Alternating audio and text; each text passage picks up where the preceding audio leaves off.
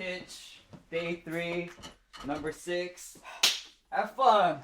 Let's go. Well done. Yeehaw. You crushed it. A few weeks ago, I did something I thought I'd never do. Bring Good it. energy. Love the energy. Enoch. Go to the airport. I pitched the investors on my own show, and it was a complete surprise. The investors had no idea. If it's tushy, I'm going to kill myself. It's Hello. these Yes. guys. My name's Josh. Yes. So we're going to keep this one nice and quick. Okay. Hi, nice to meet you. I heard you so much on the podcast. It's a pass. Thank It's a pass. you. I'm out. Hi, It's a pass. Lisa. Okay. Oh my gosh. Hi, Phil.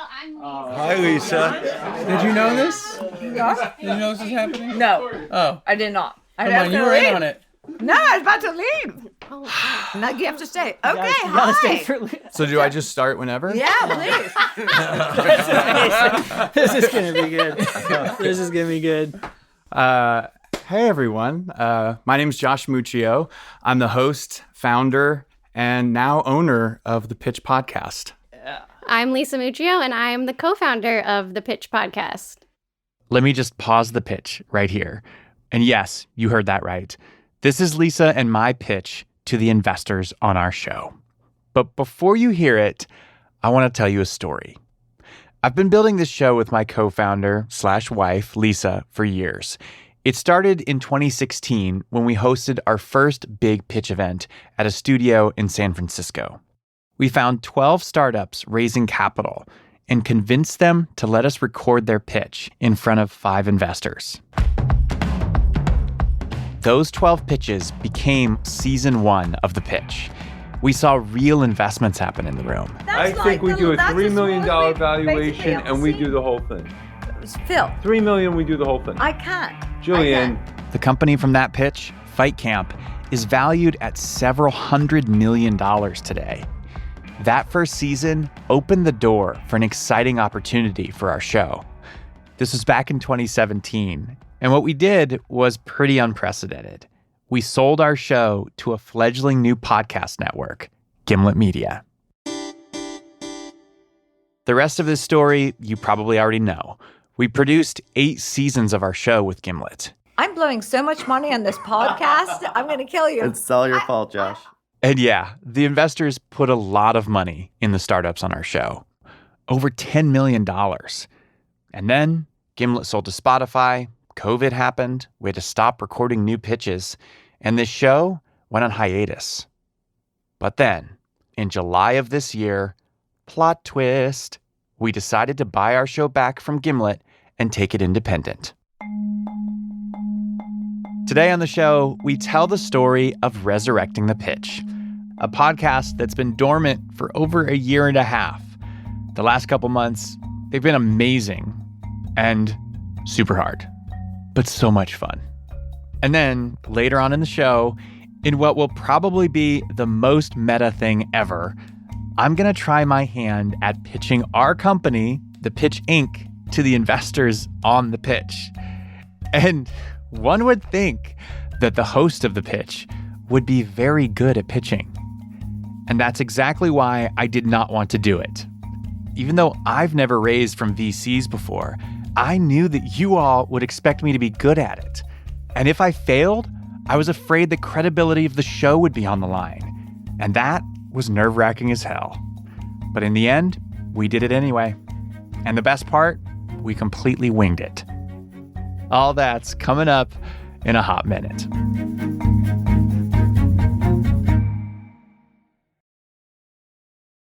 This story starts earlier this year with a text from someone listeners of this show will know well, tenacious but gracious Jillian Manis. Love to catch up this week. My husband and I have an idea. It had been over a year since we'd spoken, so we jumped on the phone to catch up. I remember I was pacing around my pool deck at our home in Florida, as I often did during COVID times. Jillian didn't just want to catch up, though. She had an idea. I really think that the pitch needs to exist. Josh, is there anything we can do to help with Spotify or really anything else? Legal, funding, whatever you need, whatever it takes, we're in. We need to bring the pitch back. We were already working with Gimlet to buy the pitch back, but this was critical for us. if we were going to successfully relaunch the show, we would need Jillian and the other investors to be bought in. But was she the only one? We started calling around to the other investors, Phil Nadell, Charles Hudson, Elizabeth Yin, and one by one, they said unanimously, yes, if you buy the show back, we'd love to be a part of it again. This is a big commitment. The investors on our show fly to whatever city we're recording in on their own dime, and they spend 2 to 3 full days recording new pitches with us. People are often surprised to hear this, but the investors on our show are not paid actors. So to hear them say, we're ready to do the show again for the first time in years, this meant the world to me and Lisa. And then, about a month later, we bought our show back from Gimlet, which was an incredible feeling. But also, we were on our own again, which was a little scary. And if we were going to bring back this show, we wanted to do it right. And to produce a high-production narrative show like this, it ain't cheap. You need producers, editors, sound designers, and that's just on the editorial side. We'd also need to handle sales and ad operations. So we put together a budget, and we started asking the investors on our show if they would invest in our new media company, The Pitch Inc. Original, I know. And we raised $110,000 almost immediately from Jillian Manis, her husband Rob Chestnut, and Elizabeth Yin. That's actually amazing that you were able to get it back and continue growing with it. You know, I was also excited that it could be out there in the world again. And I think that this is great content that needs to be out there in the world for every entrepreneur to hear. And I think this show is really important. Yes, the investors on our show invested in us to help bring back The Pitch. We wanted to raise $500,000 in total, but we had enough to get started. So we booked a studio in Chicago for our first big recording event. Lisa and I started meeting with potential founders, and we brought on a producer and sound engineer. But there was still more to figure out. Like, how exactly would The Pitch make money? Should we do a Patreon? Should we do a deal with another podcast network? Should we do merch? Or something else entirely? You know who's really good to talk to for stuff like this? Investors.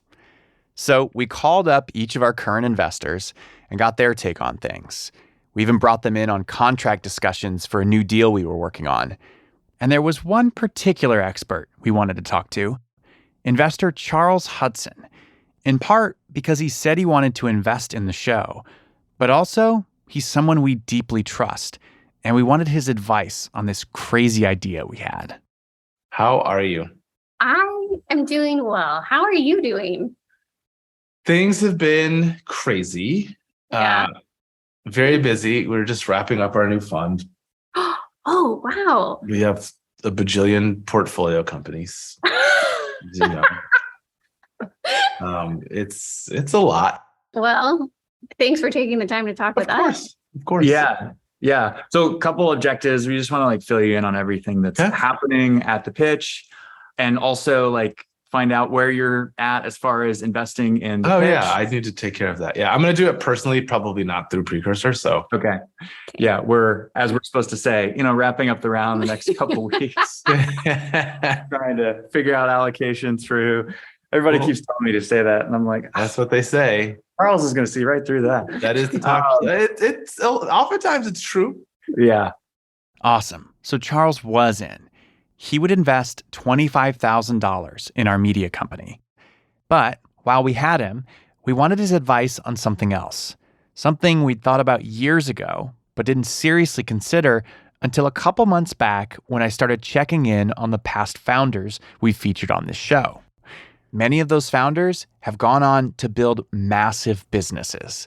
They've raised from the biggest names in venture, and their companies are now valued in the hundreds of millions of dollars.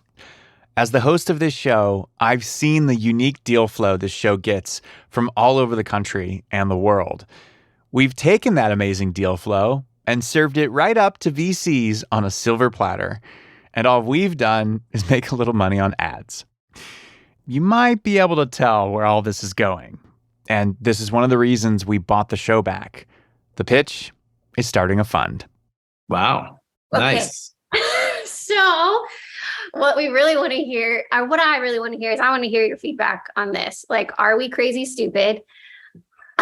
Or is this like just something that's duh? Like we should have been doing this. I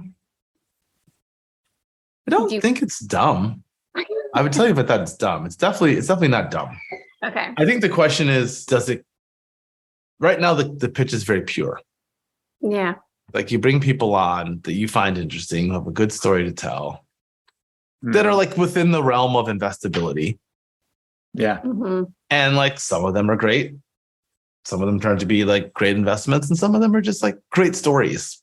Right. And I would just wonder if like having the fund would like, not explicitly, but like in the back of your mind, would you start thinking like an investor, which you already do. But I think like part of why I think people like the pitch is like people always tell me that like we love the conversation. Like it's entertainment plus education. Mm-hmm. Is like if I were to distill the feedback I get from people all the time. And I would hate to lose some of the things that make the show great. And I think for these things, it's like, then the question becomes, if it's not everybody gets an offer, you end up in these weird situations where if you do the picking, then what signal does it send to the teams that you don't pick? Right? Like what happens if you end up like doing the picking? Mm-hmm. And you don't pick people? Is that like a negative signal? Or what happens if all the ones that you want to pick, none of them say yes? And then you end up with this weird adverse selection where like the only people who take your money are the ones who like can't get it. All of these models end up being like fraught with challenges. Yeah. And on the flip side is it gives you this whole new line of storytelling, which is like after the pitch. That's and because you're investors, you're going to have a reason to continue to tell that story if you want to, and you're going to have access to the company. Right. Mm-hmm. Yeah. Like, obviously, I'm excited to invest also alongside the investors on our show. I think kind of piggybacking on your due diligence and your expertise is really smart. So I think for companies that we would invest in through the fund that do appear on the show, we're part of, we would wait until after the pitch is like, not after it's aired, but like after it's recorded and while you guys are going through due diligence, at least provide some objectivity for a period of time. If that's the focus, I would say it's more interesting because you're already doing that work and there's like no signaling and like it's a mechanism for you to. I would just say if you can do it in a way that doesn't negatively impact the product. Mm-hmm. Okay. Yeah. So tell me about what you think about this. We want to raise the fund publicly and we want to let in people for as little as 10K. Yeah. Really thinking of the fund as kind of an access point. Like you get in, you get access to the live stream, like Lisa was of the recording event. You can give us feedback live. But then also like we'll then facilitate if the founder allows, like facilitate a syndicate on the deals that they're most excited about. And so they can double down and basically like 10K is kind of the price of admission to be a part of the fund. It's a country club. I think it's a neat idea. I think with this model of like, because you're going to touch so many people. And again, as long as you can keep it clean, neat, and tidy, I think it's worth exploring.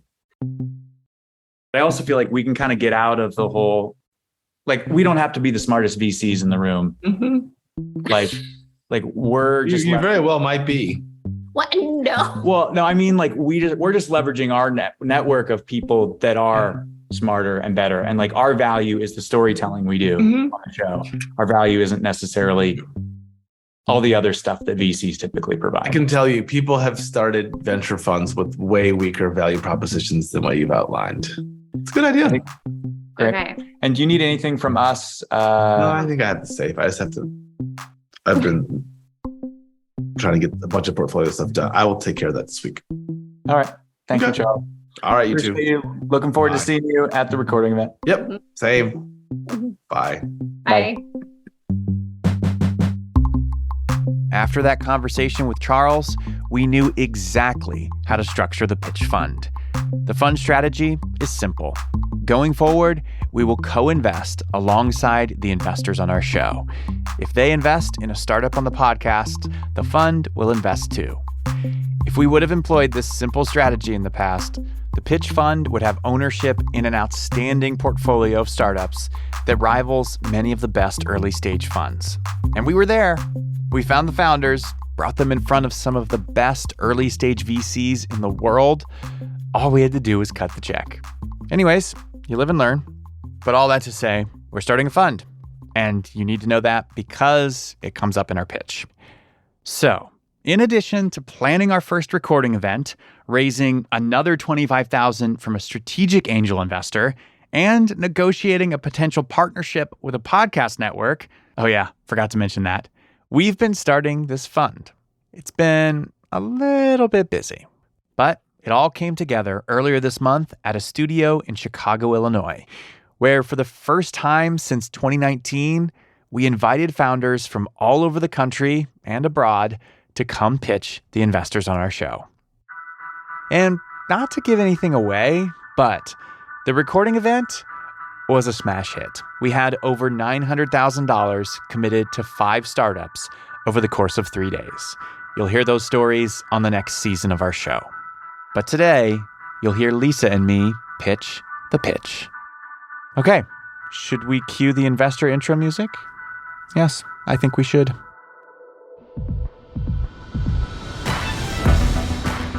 Hey y'all, I'm Neil Salas Griffin, Managing Director at Techstars Chicago. Hey, I'm Gillian Manis, Managing Partner of Structure Capital. I'm Phil Nadell. I'm the Managing Director of Forefront Venture Partners. Hi, I'm Mark Phillips, Managing Director of 11 Tribes Ventures. Hello, I'm Victor Gutwein. I'm the founder and managing partner of M25.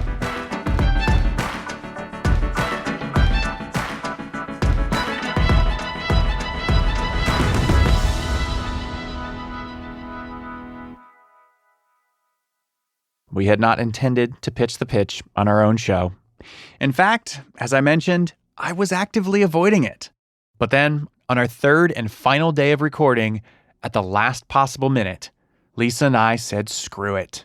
We would give our pitch to the investors on our own show. YOLO!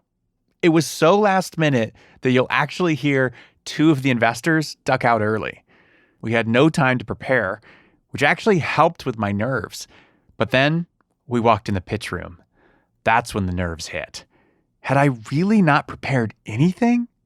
Lisa's legs started to shake, and then we launched into our pitch. And everything I'd coached the founders on our show to do the past 7 years came flooding back. First comes the intro. Hey, everyone. My name is Josh Muccio. I'm the host, founder, and now owner of the Pitch Podcast. I'm Lisa Muccio, and I'm the co-founder of the Pitch Podcast. So we started this company back in 2016 because we thought, Shark Tank, that's a bunch of bullshit.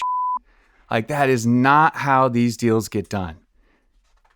And what if there was a show that truly represented how founders can close deals with investors? Something that listeners can learn from and then build their companies on. Having access to that information could be truly groundbreaking for so many people that don't come from that background and just don't have the connections.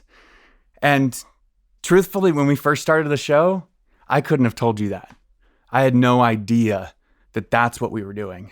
I just wanted to make a cool podcast. And, oh my word, am I going to cry? Oh my goodness, I'm not a crier. And it's incredible to be here today and actually see that vision becoming a reality. As many of you have seen, this is the last pitch of the day on day 3. A lot of the oh my gosh, I've got dry mouth. I need water. You've seen. Thank you, Neil. So many companies have come on the show because they started their businesses after hearing our show and getting inspired and listening to someone else's journey and realizing I could do it. I'm going to take the leap. And that, when you multiply that over the years we've been doing this, is just, it makes it all worthwhile. So I'm super grateful to be here today. We've built this podcast over the years. There are hundreds of thousands of people, mainly entrepreneurs, investors, and tech executives that listen to our show each month. And we have something like 80 to 120,000 listeners on every single pitch episode we publish. Now, the last couple of years have been challenging, but we come out the other side. A few months ago, we were actually able to buy our show back from Spotify, take it independent. And I'm excited to announce to you guys today that on the next season of the show, we will be partnering with Vox Media and be one of their shows syndicated alongside Recode, Pivot, Prof G, Land of the Giants, and other truly unrivaled business podcasts. But we learned a few things along the way. This partnership's a little bit different. Happy to dive into the details. But the next stage of our growth for this show is going to be even more impactful than the last. And we're actually here raising a $500,000, I don't know, friends and family. We could call it a pre-seed. I don't really care. It's at a $5 million cap. We've got some legendary investors involved, and I would love to have more of you along for the journey. And how much is raised? We've got 160. Yeah. And so how are you going to use? What do you need this for? So right now, because of our partnership with Vox Media, they've asked us to wait to publish until February. And the terms on that are we don't get paid till 60 days after we start publishing. So really, we won't see revenue till April. So we basically have to get to April. We have to pay producers and editors, and we need it for publishing. We just need it for production cost. And so the deal with Vox Media, can you explain a little bit about that? Yeah, so it's so we have, Julie, you don't have to act like you haven't invested. Yes, I'm an investor. My husband is an investor. And I have to say, in a lot of ways, we instigated this a little bit because we called them up a bit ago and said, this is ridiculous. We've heard from so many people over the past couple of years saying, I learned so much. This changed my life. I've raised the guy who came in here who said right after I heard the pitch, I was able to raise $250,000 the next day. There have been people who stop me in the street. There are people who come up to me who hug me. A grandmother hugged me because in Safeway. Let's hear about the Vox deal. So I think this isn't the Julian story. Hold on. That is the pitch for the pitch. That is the pitch, is that this has created an entire generation of entrepreneurs and even investors, which is why the pitch is actually, I think, so valuable. That's the point. It is not the Jillian story, Phil. Right. So let's it's hear the story about the of Vox pitch. deal. And Jillian, I know you have to leave to hop on a flight. So I do. But I wanted to hear from the beginning of it. So Goodbye. Hi, Jillian. Mic drop. Safe travels. Love you, Jillian. What were we saying? The Vox deal. Oh, the Vox deal. Yeah. So they basically, it's an ad revenue deal. They handle all of the ad sales for the show, but they also handle, obviously, the distribution and promotion of the show. So they're going to promote us That's across awesome. the Vox Media Congratulations. network. It's exciting. But they don't give you Yeah. any help with production at all. Not for the podcast. But that's actually, That's we what could we- have done that deal many different ways. Yeah. We wanted to do it that way. You've got control in that situation. We've got control, and we have the team because of the relationships we've built at Gimlet over the past few years. Like Enoch in the back right now, making everybody sound so great. Attaboy, I mean, Enoch. he is so much of what makes the show sound amazing. Right. Yeah. So he handles the music. He produces a lot of the music. Anyway, I could go on about the team, but I'm curious because it's a bit of a different business model. How do the two of you think about long-term exit strategies? That's a very popular question. I bet. I would say we don't have an answer for that. Yeah. Because I think, and I don't want to have an answer for that right now. We've seen what happens when we exit to, we've gone through this before, and we're going to be super intentional about what happens next. It would have to be the right It's more or less partner. what I expected you to say. Really, Yeah. it is. It's not. I don't think it's. I actually think it's probably the right answer. So thanks for sharing that. So I'm gonna work on. I have to go get my cap, but like, I love y'all. This is amazing. I've had the best week ever. So thanks, Neil. I'm in for something. Let's figure out what that is and like make something happen. We'll talk later. We'll talk later. But I know you're gonna hunt me down. You know how to find me. You know where I live. Pending terms. No, I hear the terms. The terms make sense. Like, you're in my price range. Let's get it. Well, how much is it? I got you. I love y'all. He's leaving. Yes. What's the minimum you'd invest? You talk cash wise? Yeah. Oh, you got something else? No, Bitcoin. Rubles. I was gonna say, man, no. I'm in for 5 figures. Okay. I like 5 figures. So we'll work on that from there. Okay. That's outstanding. Thank you, Deal. Neil. That's Okay. excellent. Yes. Good to see you guys. And what I Neil, wish every you are founder like- would do when a deal happens. Yes, let's go. Yeah. he's bringing all of his fantasies to life. Yeah. This is great. See y'all. See you, man. See you, Neil. Is it ad revenue and what? T-shirts, subscriptions. What do we got? Yeah, what are your revenue? What is the main revenue? I know it's ads, and then what else? Ad revenue is big, and then membership. So if you think about a typical membership option that has tiers, you know, like maybe you have like your $5 and your $10, then maybe you have a $50 tier. Okay, our top tier would be you're an LP in the pitch fund. Right. So you get access to those deals. Then maybe there's a middle tier where you get access to some of the deals that don't go live right away. And so there's like an SPV that happens or a syndicate on those That'd be deals. the syndicate membership. Yeah. So, and then obviously the lower tier is just like your Pitch Plus, like Apple subscription type membership where no ads. Yeah. So look at it no that ads way. and then like a few bonus carry episodes. on the deals of revenue stream as well? You stole the question right out of my mouth. Okay, sorry to interrupt my own pitch, but for all the future LPs listening, Victor just asked if carry on the pitch fund would be a revenue stream for the Pitch Inc., the media company. Meaning, in 5 to 10 years, when the fund starts to make a profit, will some of that profit be shared with the Pitch Inc.? Okay, back to me. Like, I'd be open to that. So far, people seem either interested in one or the other. They're either like, I want to be a part of the fund because really, for me, like, I want like a predictable return on my investment, and I believe in you guys, and the access to the deal flow is valuable to me. Yeah. Or they're like, I love the media company. I love the pitch. I want to help support you guys. So I want to invest in the media company. So you're seeing it as two separate things. So the carry would not go right now. Yeah. I mean, if there are a lot of investors who feel strongly about it the other way, we could. Well, I'm just discuss wondering that. what the I'm open upside to on it. ad revenue is for the podcast. There's not a lot of upside on ad revenue. You think do you think the ad revenue is the predominant part of revenue? I would describe. I mean, yes. At start, yeah. No. Well, thinking out a few years. So, thinking out a few years, I imagine conservatively we're doing about $40,000 a month in ad-free subscription revenue. So that's places like Apple channels, their subscription product. So for an ad-free version of our show, it would be $5 a month, for example. That same thing would be available on all the other platforms, including Spotify as well. And so you think 40,000 a month from that, and how much from ad revenue? About $1 million a year. About $1 million a year. That's what we're aiming for this year. Okay, I thought we were talking 2 or 3 years out. It's hard to say. That's a hard prediction to make. How good Vox's sales team is.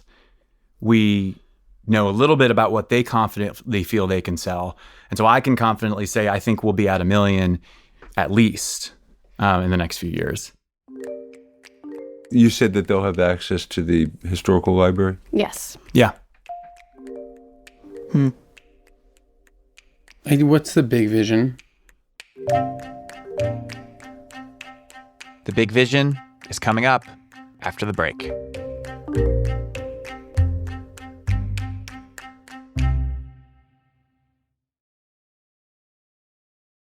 Welcome back to The Pitch. Victor just asked what the big vision is for our show. But before you hear my attempt at a response, I need to tell you about Stonks. Yes, you heard that correctly. Stonks. Stonks. But I'm not actually talking about the meme. Stonks is also a startup. It's a website where you can watch demo day pitches happen live and then choose to invest.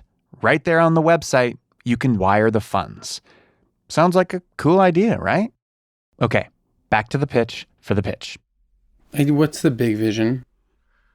So the big vision is we're a media company that helps create the infrastructure for listeners to invest in companies.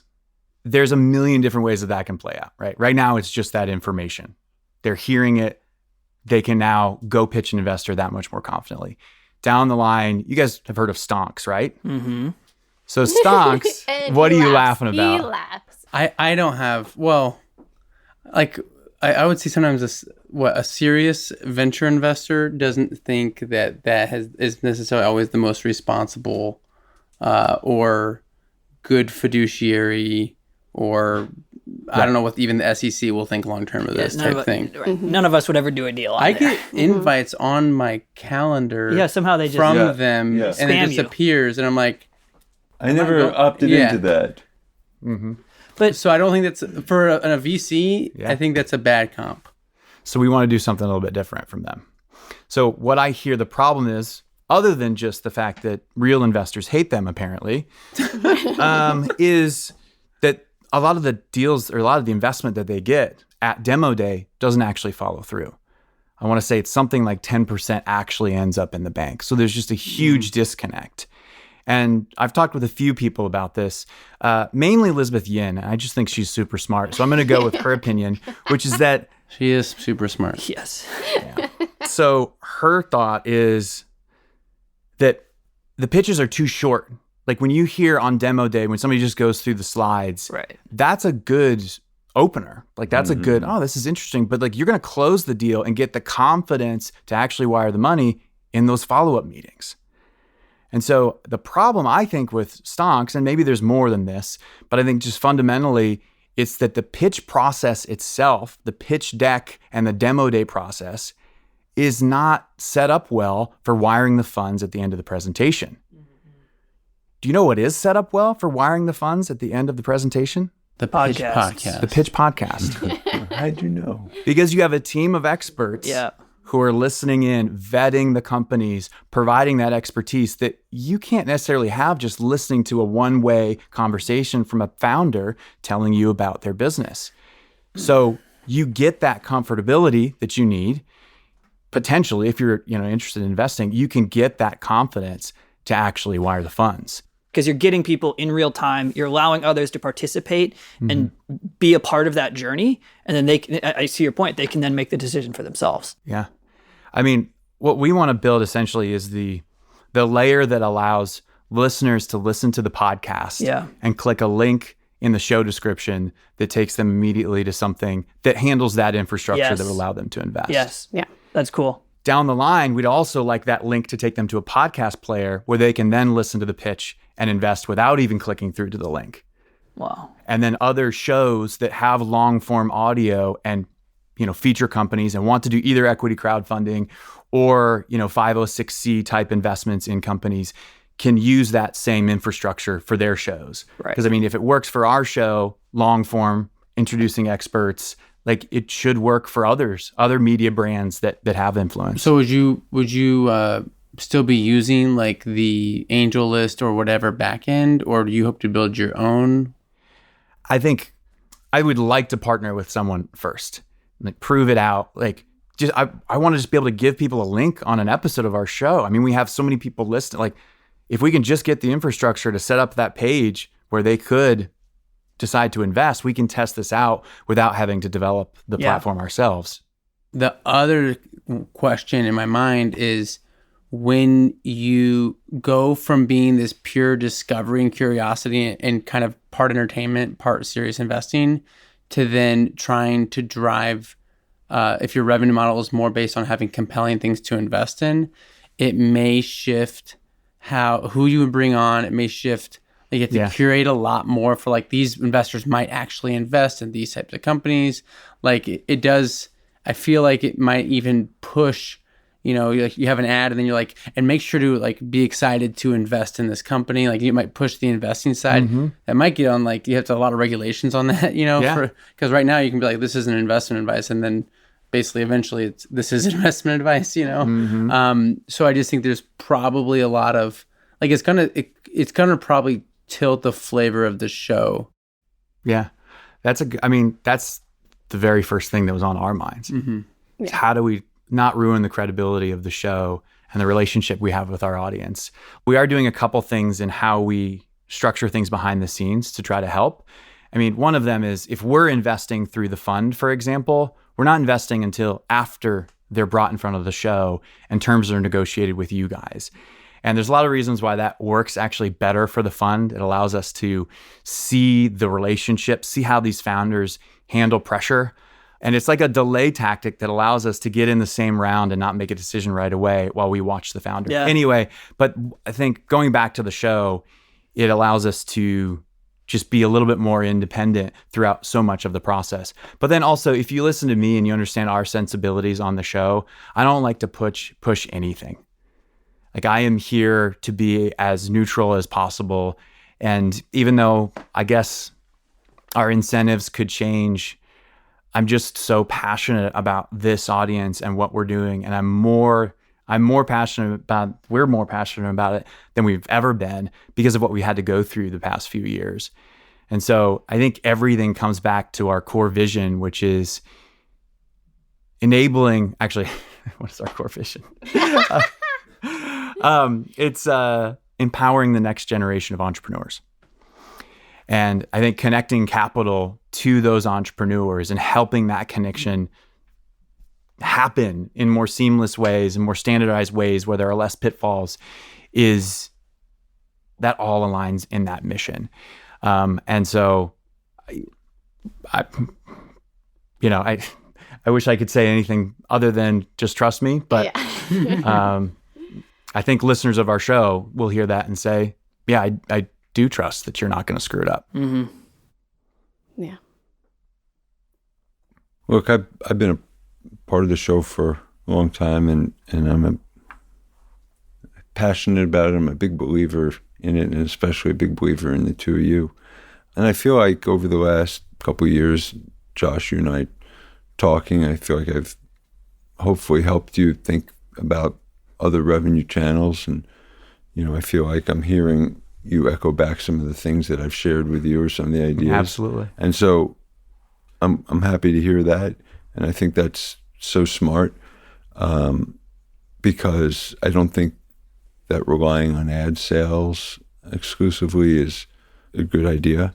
And what worries me, I didn't get a great sense of the numbers from you, but it still seems that you're thinking a couple of years out that ad sales will still be the majority of the revenue, which is a concern for me. And, I don't know. This is so hard for me, frankly. I just feel like by investing, it feels almost like a conflict of interest for me that I'm going to, that hopefully if I'm still on the show, even though I don't invest, that I'll feel, that I would feel pressured or I would have some pressure on me that I don't feel now in terms of having to invest, or should I invest, or if I don't, it's not going to be good for the show or the fund or whatever. It's bad signaling, or I want to be free of that. So I'm going to pass on investing. A company that's predominantly based on ad revenue is just not what I'm looking to invest in. Yeah. But, that doesn't change how I feel about you guys in the show. Thanks. It doesn't. Yeah. I hope you know that. No. Yeah. And I really wouldn't want you to invest if it would cause you to feel conflicted. Yeah. So I can be a little more blunt because I just met you guys today. So. Oh yeah, let's go. Bring it on. And I have nothing riding on getting invited back again. So, so you've got there's two sides to the business. As a venture capitalist, I don't really get excited about the potential for the more ad and subscription based revenue streams because I just haven't seen a lot of comps that have done really well. Yeah. As far as like unicorn potential, which is like really we're swinging for those. Okay. So the real opportunity, which is bigger, is something around the investing side. Yeah. It looks a little bit like almost like an emerging fund manager setup. Mm-hmm. So it's like it's personally interesting, but I there's even restrictions on how like the GPs of the funds can invest in this. So there's just a handful of things I'm like, we're gonna be out, but I'm like hearing your whole story today and seeing it live has been inspirational. I'm not surprised you let out a few tears because I'm like, this is like your baby, and the whole story with buying it back, bringing it back from the pandemic too, and starting it again, like and then hearing about these people getting funded today and in the past and being inspired to be VCs and founders. I'm like this is more than That's why I'm like, don't ruin it with whoring yourself out to raise money for companies. No. Thank you for saying it like that. I mean, we won't whore ourselves out. Yeah, that's what I'm saying. Like, it's so pure and beautiful right now. Yeah. Thank you, Victor. And that means a lot that you can see that in just one day of being here and with us. Like, that's really encouraging because. And there are other ways we can still work together on the show and on the fund as well. No, I'm not invited back. I'm just kidding. You're dead to them. This was your test. That was it. You're dead to them. I get the last say of the day. Man, this is like a lot of pressure.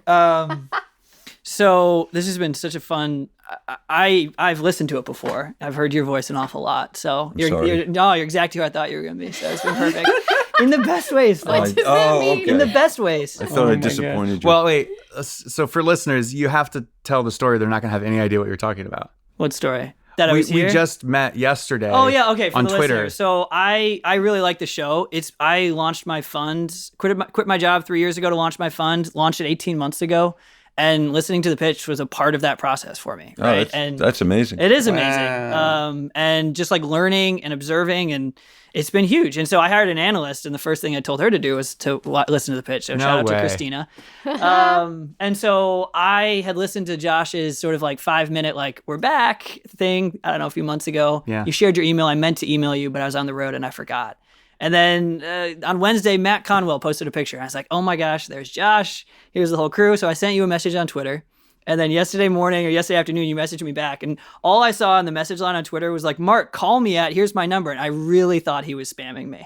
Right? Like, who gives out their number on Twitter that quickly? He spams people. I was like, this guy's going to try to steal my social security number. But and the day is still young. I know. And truth be told, we had an investor back out at the last minute yesterday So Josh was afternoon. hoping I could fill in. And you did. So I cleared some things, and here I am. And it's been, I echo your comments, Victor. This is a special thing here.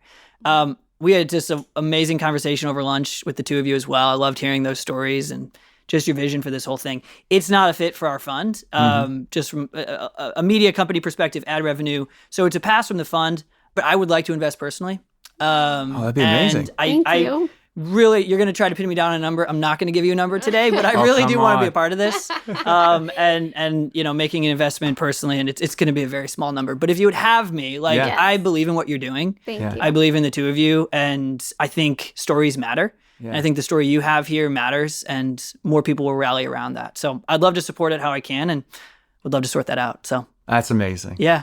And now I'm crying. Oh, amazing. We did it. my Very gosh. good. So there we go. Well, thank you all for your time and for being not just for this pitch, but it was great meeting you all. This was really fun. Thanks for a good day, guys. Absolutely. All right. Thank you. Oh, do we do the post-pitch chatter? Do you guys talk behind it? Yeah, so what do you And what do you think about that? yeah, there you go. I'll put this down. After securing 5 figures, whatever that means, Josh and Lisa walked out of the room, and the investors shared their true feelings. Just kidding. Normally, we would do that on our show. It's a listener favorite. But since we were running so far behind, we all went back in the control room, took a shot of Jillian's tequila, said our goodbyes, and everyone headed back home. A few weeks later, we followed up with Mark Phillips, and sure enough, just last week, he followed through and invested a $5,000 personal check in our media company. And Neil Salles Griffin, who promised 5 figures during the pitch, actually followed up with another offer. I have no idea your openness to this, but how would 120K sound but it would be through Techstars. Yeah, I mean, Techstars Chicago, right? Yeah. It's just a thought. I was like, wait, is more money better or not? You're a good salesman, Neil. I like it. You like it, I love it. We're still trying to decide if we want to do it or not. We literally just had the call yesterday. But if we do, that would bring our funding total as of today to $285,000, which is great. But we've still got a long way to go before we complete our $500,000 fundraise. I do think it's really interesting that every one of our investments so far have been personal investments from VCs, not an investment out of their fund. And honestly, that's what we need. Angel investors who actually like media companies, who aren't afraid of ad-driven businesses. We need to find the investors who see the opportunity in the Pitch Inc. the way Lisa and I see it, not the other way around. Hey, what do you know? We do, in fact, know a few things about fundraising.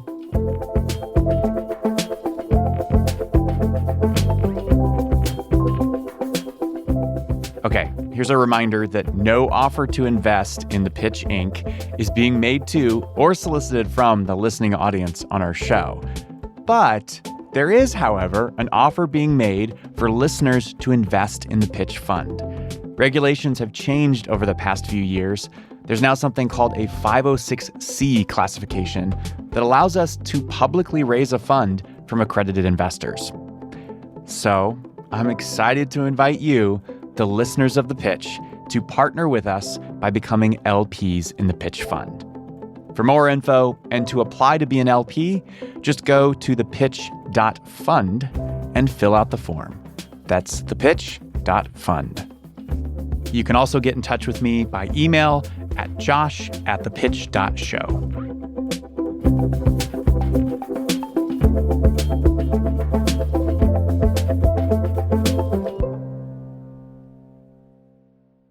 Hey, you guys, it's so good to be back. After I got over my initial fear of pitching on my own show, it has been pure joy for me to make this episode. Seriously, so much fun. I hope you had as much fun listening to it as I did making it, but that's highly unlikely. The Pitch is made by me, Josh Muccio, Lisa Muccio, Enoch Kim, and we're very excited to welcome Anna Ladd to the team. Say hello, Anna. Hello, credits of The Pitch. Music in this episode is by our many stars, Boxwood Orchestra, Imagined Nostalgia, Graham Barton, and The Musemaker. And our credits music is by the one and only Breakmaster Cylinder. The Pitch is coming back. Our next season launches in February. Don't miss it. Shout it from the rooftops. Use the telegraph wires. Print out posters. Just post them up all over town. Tell your friends. Steal their phones if you have to. And subscribe them to The Pitch wherever you get your podcasts. You can find us also on social medias at The Pitch Show. Bye for now.